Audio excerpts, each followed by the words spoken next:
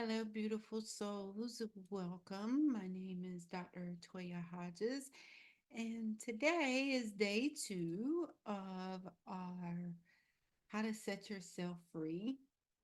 And I'm so excited for you to join me. And yeah, so today let's just be open to what we need to learn. I'm sorry, I'm trying to get my notes over here. Gotta love technical difficulties sometimes. They don't want to work with us, but it's all good because we're going to make it happen. All right.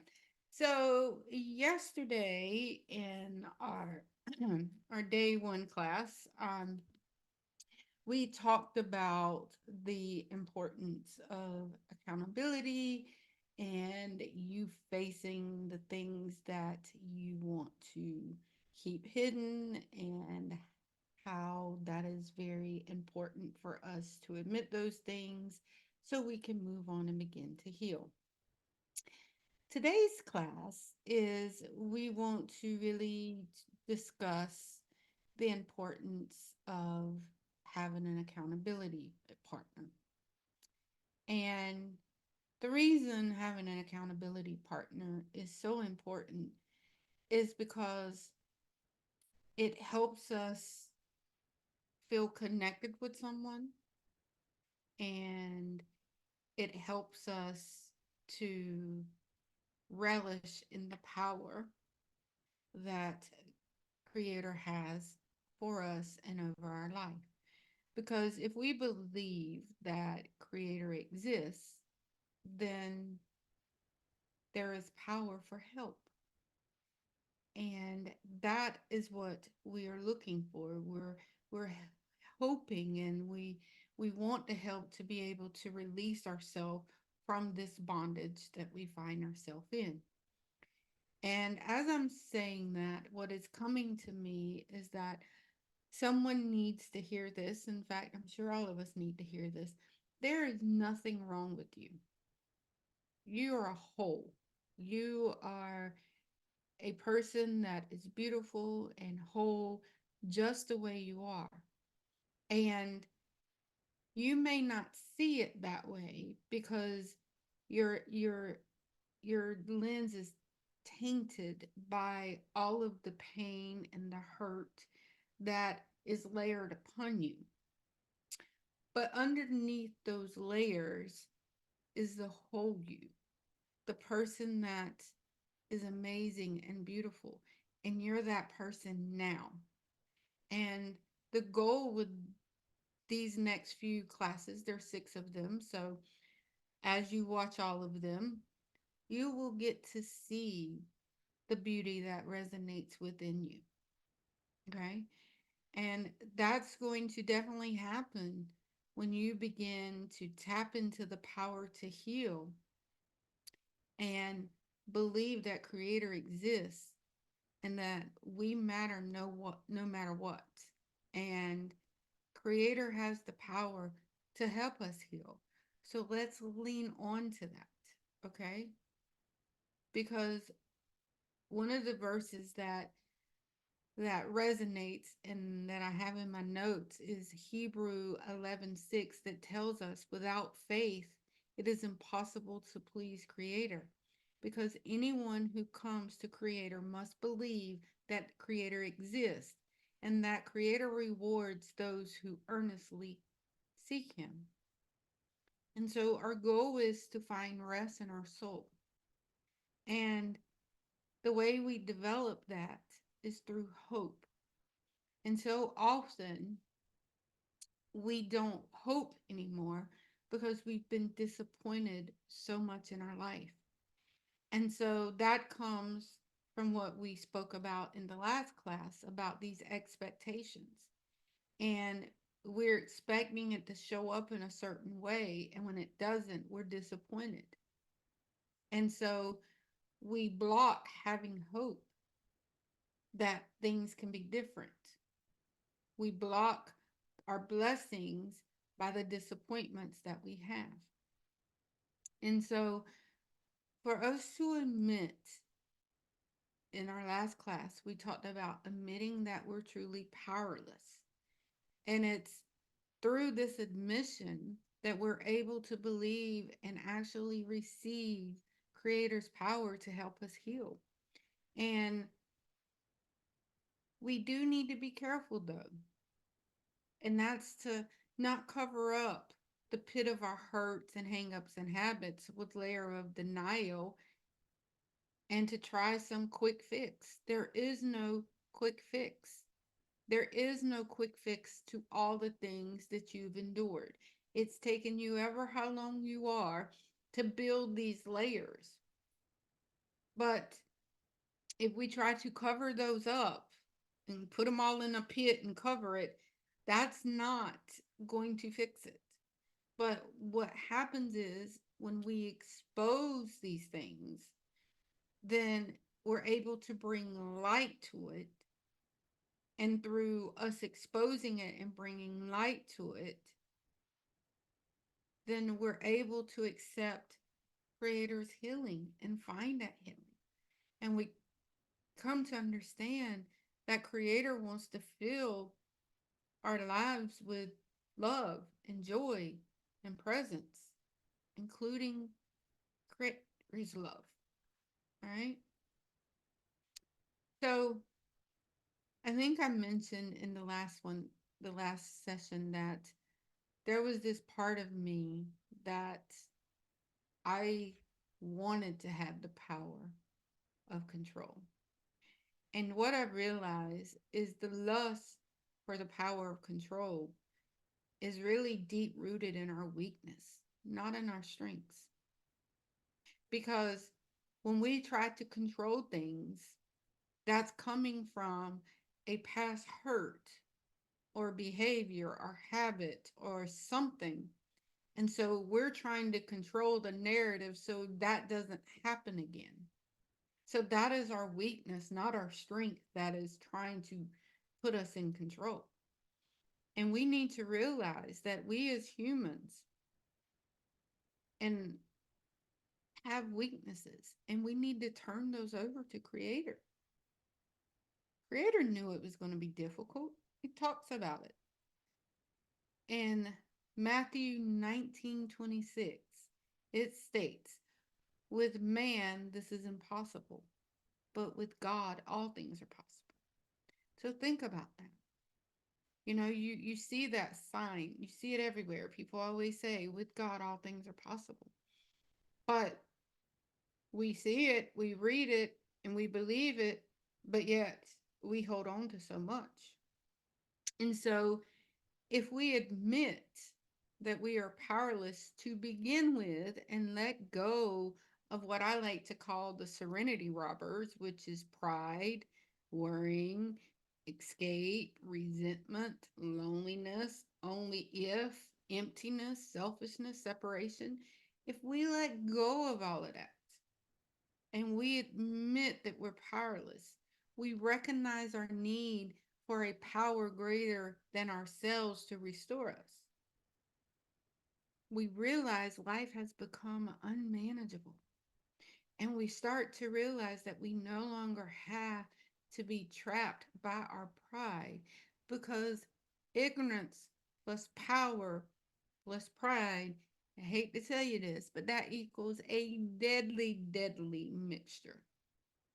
And our false pride undermines our faith and cuts us off from others and Creator. And so when we welcome God's presence, we leave no room for pride, because Creator wants us to be aware of our true self, who we truly are, right? And the thing is about only ifs is there is nothing concealed that will be disclosed or hidden that we will not be made aware of or made known. Because you've heard this saying before, what is said and done in the dark will come to light. It will be heard in the daylight. What you have whispered in the ear in the inner rooms will come out. And so I want you to think about how many times have you used the only if or if only they hadn't walked out on us. If only I had stopped using drugs. If only I'd stopped doing this. If only this. If only that. So, how reluctant the mind consents to realize, but when we admit that we are powerless and we start walking in truth rather than living in the fantasy land of realization, guess what? We don't have to think about the only ifs or if onlys, right? And worrying. We don't need to worry about tomorrow. For tomorrow is going to worry about itself. Remember, I gave you the example of the 24 hours a day. Because what I've learned is each day has enough troubles of its own. And so all of that worrying is just a form of failing to trust Creator, failing to trust you that you're going to be able to figure it out. So instead of us fretting about the things we can't possibly control, because the one thing I know for certain in my 50 some years of life, I have never been able to control tomorrow today, ever. And I've never been able to control yesterday today, ever. I'm not allowed to go back and I'm not allowed to go forward. I only have my power today. And even in that, I don't really have control. The only thing I truly have control over is how I navigate through what I'm faced with, meaning my emotions. Do I look at it and pray on it? Do I have peace about it? Or do I go irate? Right?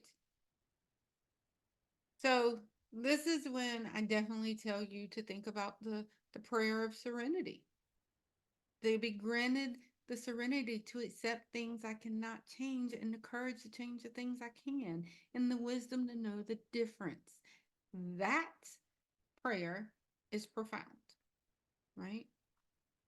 And when we look to escape, so often we look to escape, and everything is exposed by the light, becomes visible, for it is the light that makes everything visible. And that's why it is said from Ephesians 5:13, wake up, rise from the dead, and Christ will shine in you, right? So before we can admit we're powerless, he tried to hide our hurts and our hangups and our habits. And that is by us getting in unhealthy relationships, abusing drugs and alcohol, eating unhealthy, or refusing to eat. Trying to escape the pain drains our precious energy. And so, oftentimes, well, all times, Creator will open up a true escape route and there are legitimate ways out of our predicament.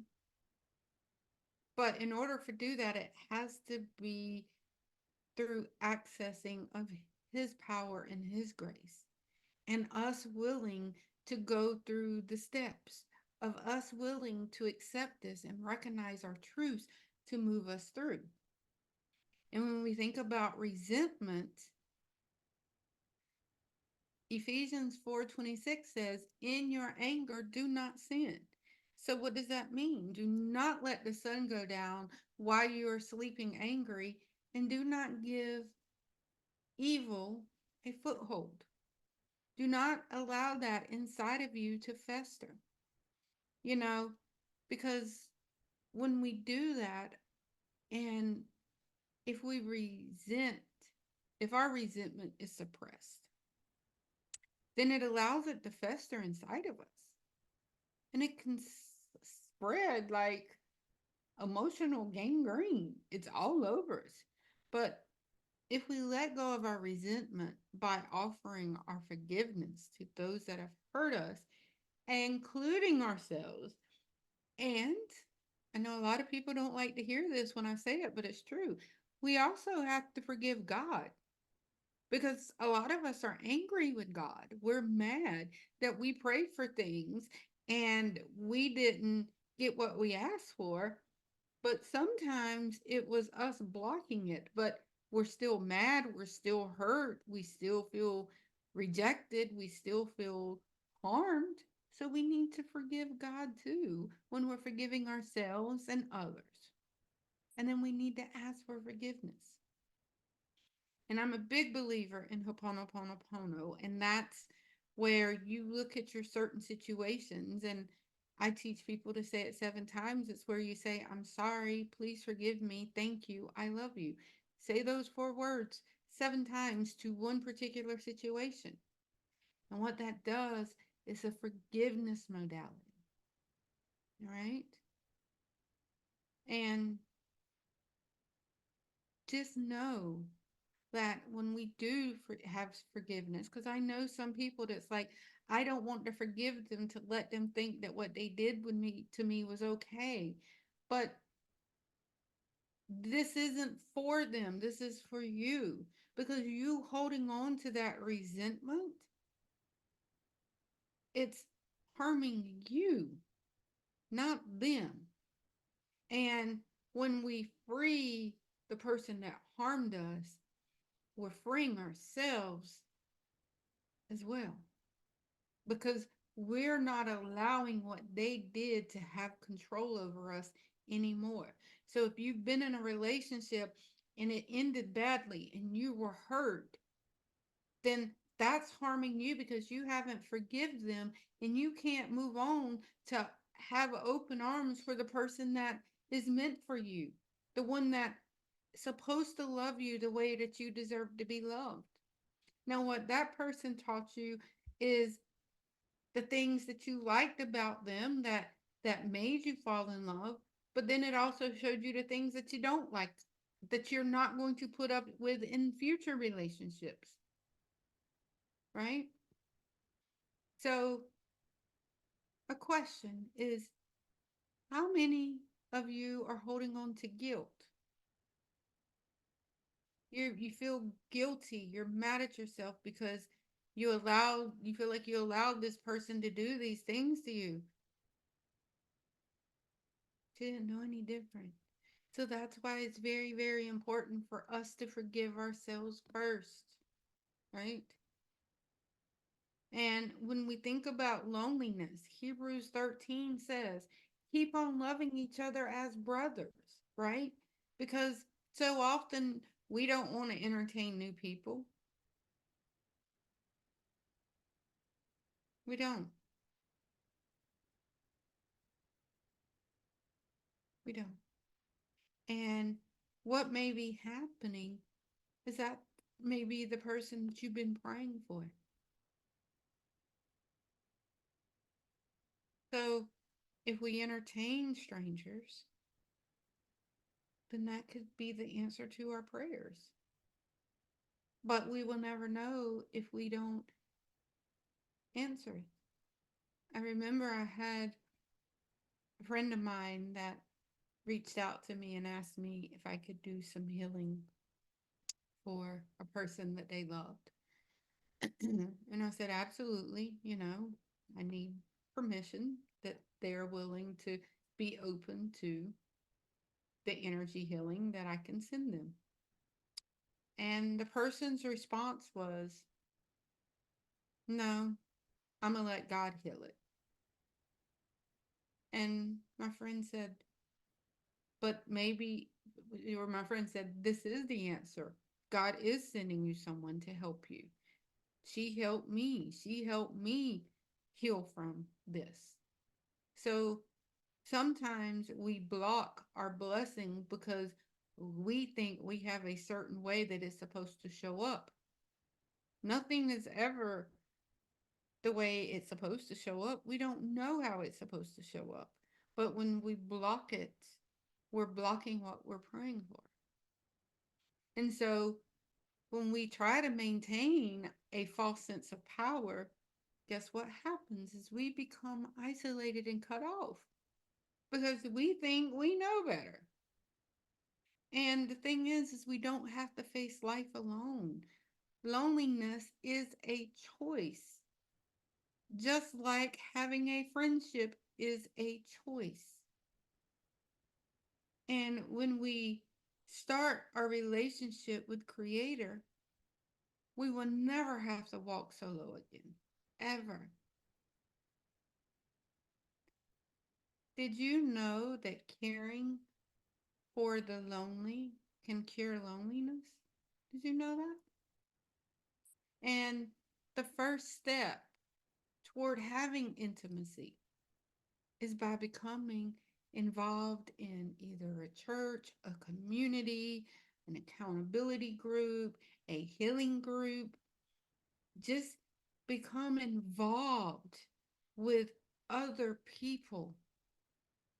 Because when you become intimate with other people, and this is not talking about sex, it's talking about opening yourself up and letting people see the true you, the version of you that you're so scared to show the world, your authentic you, then it helps eliminate some of this loneliness that we feel, right? And we have to admit that we are powerless by ourselves. And that empty feeling that we have deep down inside of us goes away if we allow Creator to fill up the void that's inside of you. If you allow others and welcome them into your life and into your heart, that void goes away. But it's not going to go away until you face you, until you open and look at that version of you, take that mask off and pay attention to who you are. And selfishness is in Luke 17. Whoever tries to keep his life will lose it, and whoever loses his life will preserve it. So, what does that mean? Simply put, selfishness is at the heart of most problems. Okay? And what happens is, as we continue along our road of healing, we will discover that we become less self centered, which means me taking care of me is not a selfish act. Me putting me first is not a selfish act. But me staying away from people and hiding and thinking that I can't be around people and I'm unworthy and all that, that's being self centered. And that is being selfish because you're blocking people from seeing the true you and sharing you as an individual. And this doesn't mean violate your boundaries, and that's a whole nother class. But you can be open and be wholesome to putting yourself out there, knowing that you're safe and protected by Creator. Okay? And then what happens when we are part of this selfishness is we separate ourselves, right? And separation from Creator and other people can feel real, but I promise you it's never permanent. Because what is it, the one thing that you've always heard is that God seeks the lost, but we can't find God. But when we can't find God, we have to ask ourselves, who got lost? Us or God? Last time I checked, God ain't never been lost. But I may have been lost, right? I can assure that. So here's the thing. Creator is looking to love all of us, constantly looking for us, no matter how lost we feel. There is always mercy that is reaching to pick us up and to love us and to forgive us. This is the only place we find hope. Hope means higher power and openness to change and power to change and expectations to change, right? And the beauty of that is this. One of the reasons I always hold my hands like this is when I was in court, a spiritual mother said to me, "You're never alone." And she says, even though you may feel like you're standing at that table alone with your attorneys, she says, cusp your hands and know that one hand is yours and one hand is God's. And so often when I'm teaching or I'm working with clients, or I always do this because I know that I'm co-creating this life with Creator. I know that I'm a vessel that is being used to teach individuals, right? I know that's important. And so when we have higher power, we know that we're protected. And when we rely on the higher power and we develop that personal relationship with Creator, then we start to have a level of intimacy. We begin to learn what Creator can really do for us, what we've never been able to do for ourselves. And when we're open to change,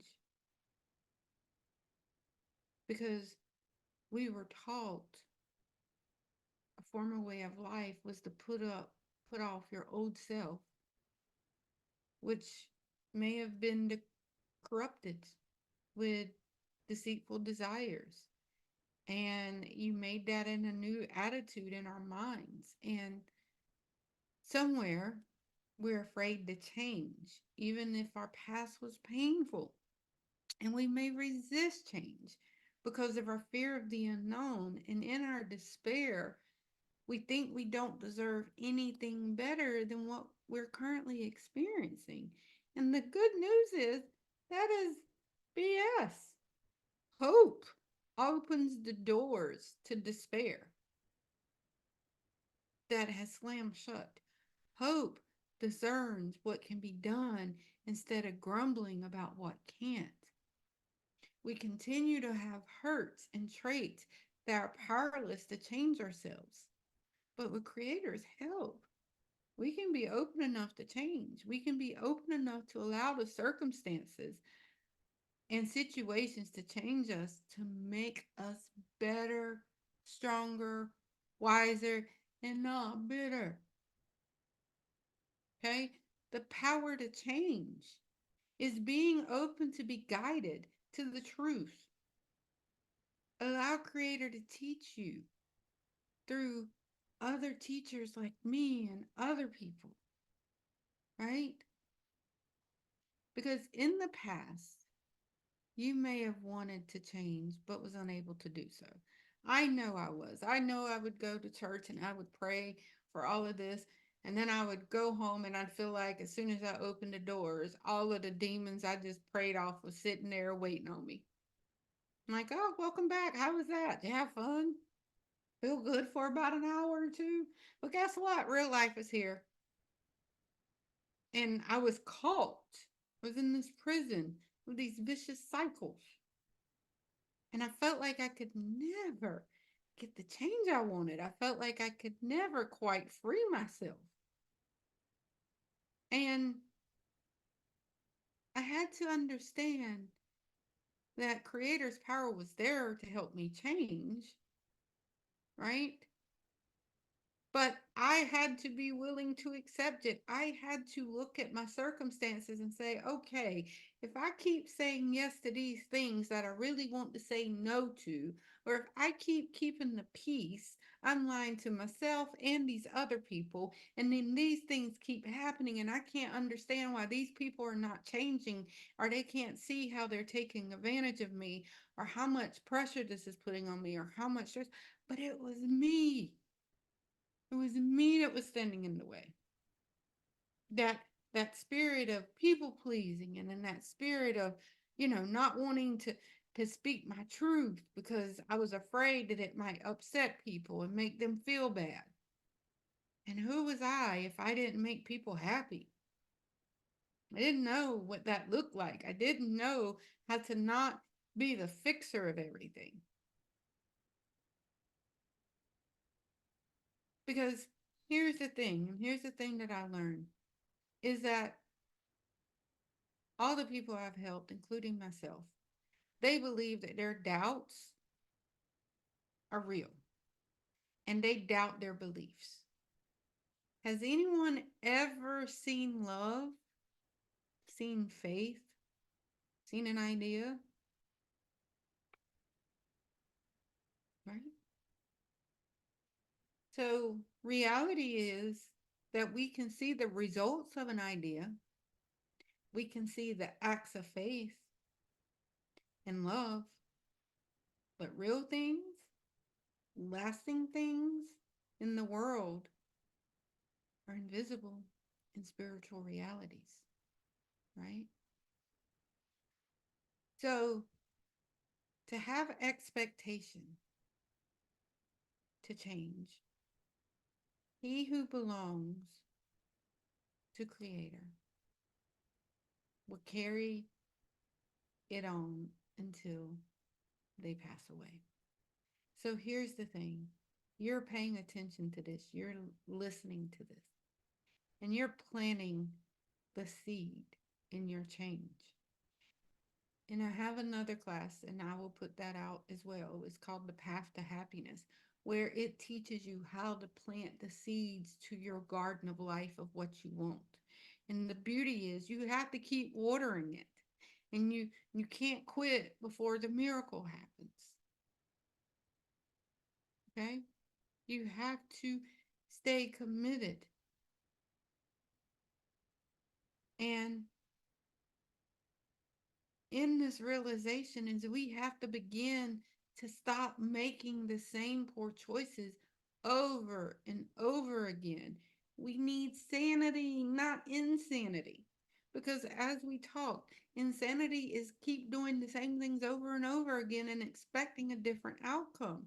So, what we need is the strength and the acceptance, a new life, integrity, trusting the higher power and bringing in that strength, because Creator can help us bring that strength that we need.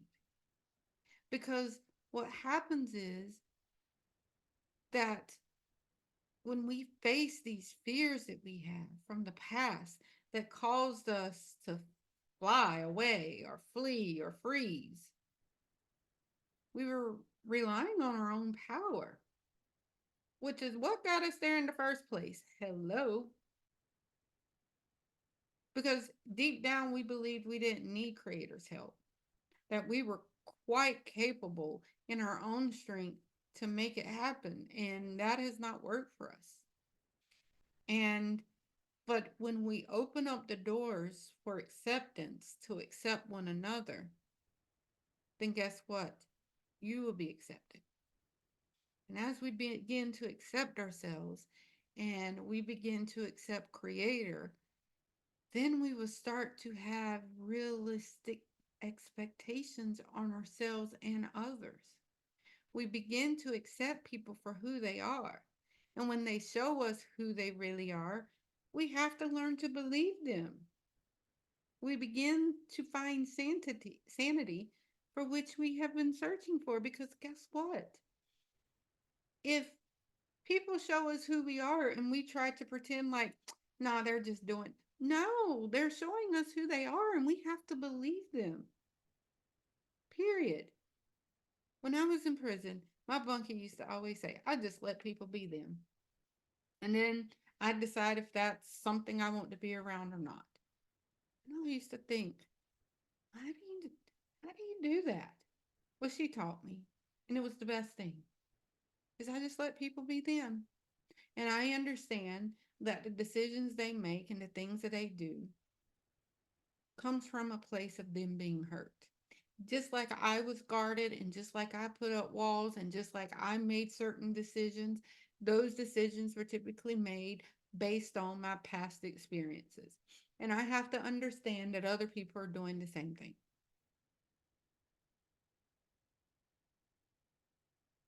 right? So let them be them with acceptance.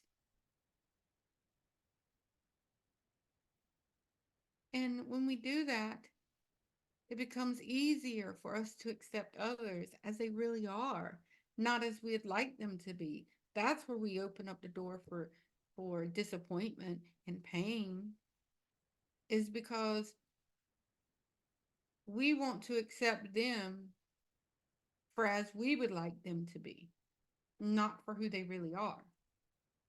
And when we do this, when we stop, we begin to stop placing all the blame on others for our past actions and hurt, because we have to sit back and say, okay, they showed me who they were, but I thought I could change them, or I thought they wouldn't do that to me. But you were given the information, you just chose to ignore it, right?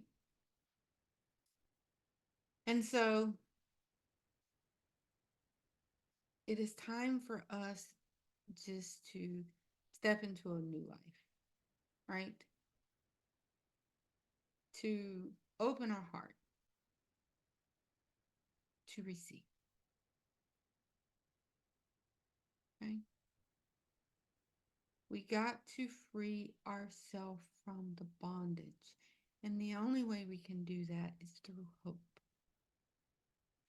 and letting go of the power, being accountable, allowing Creator into our life. Because integrity comes in when we do that. And when we're walking in our truth and our value of integrity, and we do that, then the result of that is others start trusting what we say. And I remember the old folks used to say, remember that a half a truth is a whole lie, and a lie is a result of weakness and fear. Because we often lie because we don't want to upset people and say things, right? But what that is that we have the fear. But truth has no fear, nothing. I promise you. Truth has zero fear at all. The only thing is that it does not like concealment. True, sometimes the truth often hurts, but it's the lie that leaves the scar. Okay, remember that. The truth often hurts, but it's the lie that leaves the scar. Trust. So let's fear no man. Let's fear nobody. And when we begin to trust our relationship with the higher power, and we begin to trust our relationship with ourselves, and we begin to trust our relationship with others, as we heal, we begin to make real friends. And most of this happens because they become a part of your healing journey. And these relationships are totally different quality than past associations with acquaintance or those fair weather friends with whom we were so active in our life, and they help with our addictions and our compulsions, right? And I know for me, I was definitely a part of that for when I was going through everything. Is that I did lose a lot of friends, and I lost a lot of friends when I started this healing journey. But the one beauty and all of this is when I met the friends that are now my accountability partners, my tribe. Our relationship was built on authenticity. we were built on our vulnerabilities. There was some days I would come in the group and I'm like, y'all, I'm down on the floor. I need your help.